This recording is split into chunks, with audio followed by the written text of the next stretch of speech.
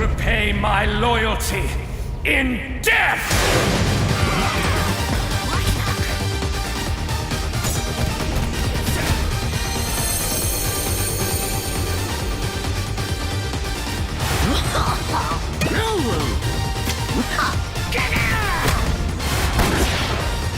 Whatever happens, we'll survive.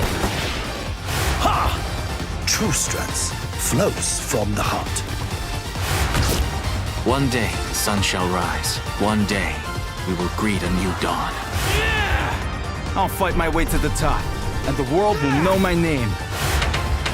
That thing's no god of mine, and I'm not melding with these freaks or anyone else! Don't touch me!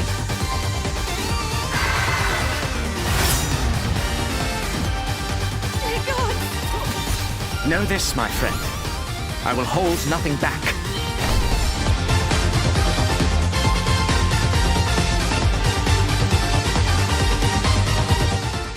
Hello everybody, MegaZardX here, back at it again to give you another very exciting collection reflection video where I take the time out to just go through my whole entire gaming library. Could be a game, could be a console, could be a limited edition.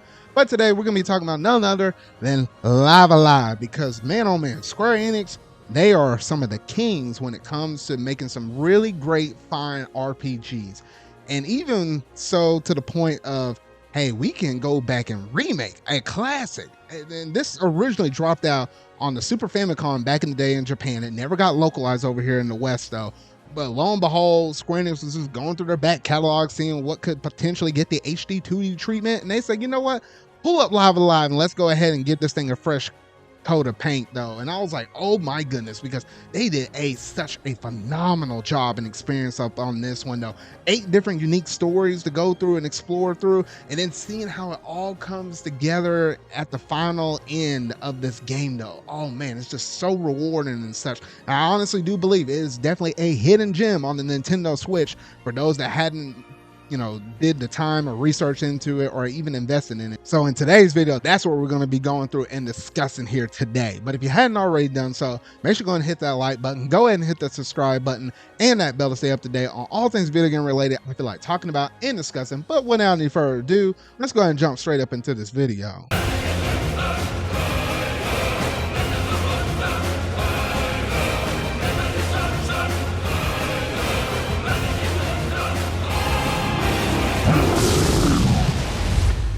Now, Live Alive is such a very cool and unique experience because with most RPGs, you usually have a start point, you have an end point, and that's pretty much most of the gist. Obviously, there's a few exceptions in between though, but that's mostly how the story usually plays out. However, there's not many games out there, or at least not to my knowledge. Obviously, there are some, but not that many. Or at least to the level of pedigree that what Square Enix is pumping out with this title, where it's like you get 8 different unique stories all encompassed into one big overarching story though. It's like, what on earth though? So you go throughout different time periods, everything from the like super ancient past all the way over to like the far out future. And in terms of all the different paths, they are as follows. So you had the prehistory, you had the Wild West, then you had Imperial China, Twilight of Edo Japan, present day, the near future, the distant future, and then you had the Middle Ages and such though. So we'll go ahead and start off with like one of the oldest ones out there though, the prehistory.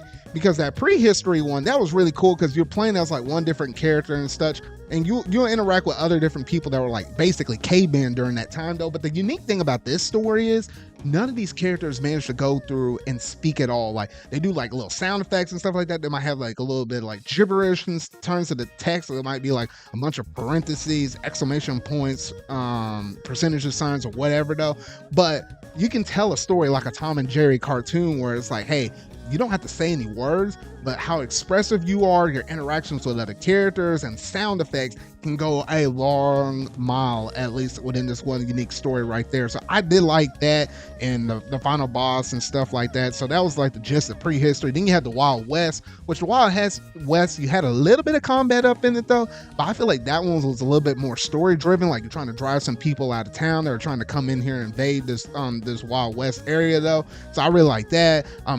Imperial China, you were playing as the older dude. However, you had like 3 different proteges that you're going through and training and seeing like who could be the best suited for learning your unique fighting style, and that will pass on to your descendant, and that important person you decide to choose right there will come to play a bigger role in the future whenever you manage to get a little further on into this game though. So I like that. Then you had like the Twilight of Edo Japan, which was like that was like more like a sneaky, like you had some stealth elements up in this game within this one particular storyline and stuff. Like you were trying to avoid combat as much as possible. Like you're trying to get in here, trying to take out this one dude that resides like hide up in this tower, kill him in this life and bounce out of there though. So it's like, okay, I love little things like that, a little bit of stealth stuff. And then you had the present day, which the present day, that one was pretty unique. Like it had like a fighting vibe to it, kind of like almost like a Street Fighter-ish vibe, like where it's like even the battle animations and stuff like that, like the load up, like what it'll be like almost a versus screen or whatever. Like even that had like some unique charms in terms of fight and stuff, but it was just like a gauntlet of you just going through and beating person after person after person and making your way up into the final boss. Then you had the near future, which the near future, oh my goodness gracious, like they literally started off that storyline with a freaking anime cutscene though. Like if you love like your traditional mech animes like a Gurren Lagann or something like that, like oh my goodness gracious, this one had it all. I think this is like one of my most favorite routes out of all of these ones. It's definitely easily one of my top tier ones. I really had a blast going through this one in that near future route. Then you had the distant future, which the distant future, outside I think of the final boss, I think that was literally the only one that where it's like you don't have any combat at all. It's purely based upon your story and the interactions you have with the other characters on board, but you're not actually playing as an actual human, you're playing as an actual little robot dude. And it's like, what the heck?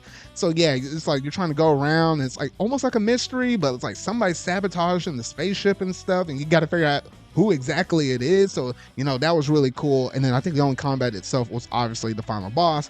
And then lastly you had the Middle Ages, which that's a traditional kind of fantasy in terms of dark ages stuff, like you know what you would have fight against like dragons and stuff like that, mythical creatures and such though. The traditional hero in the party and along with a few other people that stand right beside you though. So yeah, that was like the very final route though, and that was it in terms of the 8 main plot lines though. But depending on the way how you play out those 8 plot lines, that leads into a hidden 9th track, and where you get to see all of it come together. And the reason why you see certain things with certain boss interactions in those 8 different individual stories and stuff, and certain key characters and certain stories, I won't give away too much of it at all like that's what you kind of get within the 9th story though. So it kind of gives a meaning when you go back and sit through and play through this whole game, the whole meaning of live alive. Like when you get that revolution at the end, oh my gosh, it all comes together and it all makes sense though. But man, oh man, I really did love the heck out of this game though. The combat was very unique, where it's like it's not just traditional turn-based, but it's like a placement on the grid, and depending on certain kind of moves you do, get the attack on certain different panels and certain kind of directions though. So it's all about placement and also the strategy of when you want to attack and how close or how far away you need to be from the enemy during all of your different interactions, whether it be standard battles or against, you know, the final bosses and such. Now, in terms of the overall playtime for this game, you can get in and out of it fairly quick, because each one of these storylines and such, I think only lasted about 5 hours, give or take. So when you add everything together, including like that grand finale run, it takes somewhere in the net range of like 30 to 40-ish hours to complete. Yes, there's like bad endings, the neutral endings, the true endings, everything you have within like almost an old school vibing RPG back in the day, since, you know, all things considered, this is a Super Famicom game that's remade and such. Man, this game had it all though. And I like how you can kind of get in and out of these bite-sized experiences. And if you're kind of curious about this game, there is a demo available on the Nintendo eShop where I think you're able to play through at least 2, maybe 3 different routes, but I think definitely 2. No, it might be only just 2 different routes though, just to kind of get a little bit of a taste of exactly like, you know, what there is to offer. And you can carry that same progression over into the full game as well though, so you don't have to worry about losing any kind of progress along the way though. And my goodness, the music in this game in certain areas though, like you might have some really great stuff along the way, and man oh man, it's just phenomenal kind of seeing all of this stuff play out from beginning to end though. And man oh man, you know, you have yourself some really good music if you can do that live alive theme and use it for all of your different marketing material leading all the way up into the actual final boss thing. Like, that theme itself, it's so great, it's so catchy, and I love the heck out of that mess. So overall, I feel like one of Live Alive's greatest strengths is all the unique stories. Like, you're able to go into experience all these different time periods, which all play and have different abilities, star different main characters and stuff, and it keeps the game revolving and fresh to where it never feels like there's really a dull moment in Live Alive and all these different routes you manage to go through, and just being able to have that great payoff at the end, man, it's just so sublime right there though. Because a lot of times you might get a little bit of burnout, get a little bit of fatigue during the middle parts of the game, but since you have a revolving door around all these different characters and different time periods and stuff, there's never really a dull moment up in this thing though. And I always like my RPGs to kind of be a little bit more so on the shorter side. They don't have to always be like 60-hour RPGs, but this one being right in the middle of the road at 30 to 40 hours, hey, that speaks volumes, at least to me, because I always like playing a lot of different things though. So there's a lot of different flavor and a lot of different diversity that's up in this game that I just really like and appreciate. And it's definitely a hidden gem because I feel like not a lot of people probably really looked into this, at least not that heavily. And honestly, when people think about the Nintendo Switch hidden gems, this is definitely going to be a game that's really going to come to mind for a lot of different people though. But y'all got to let me know down in the comment section down below what all that you think about Live Alive. Have you given this game a chance though? Or now are you potentially curious about seeing what this game has to offer though? Because man, it doesn't get much better than this though, because man, oh man, that HD 2D style that Square Enix has been pumping out here lately though, man, this is really good. And especially every game that they managed to throw up in this engine have looked amazing and look beautiful, between Octopath Travel, Live Alive, then you have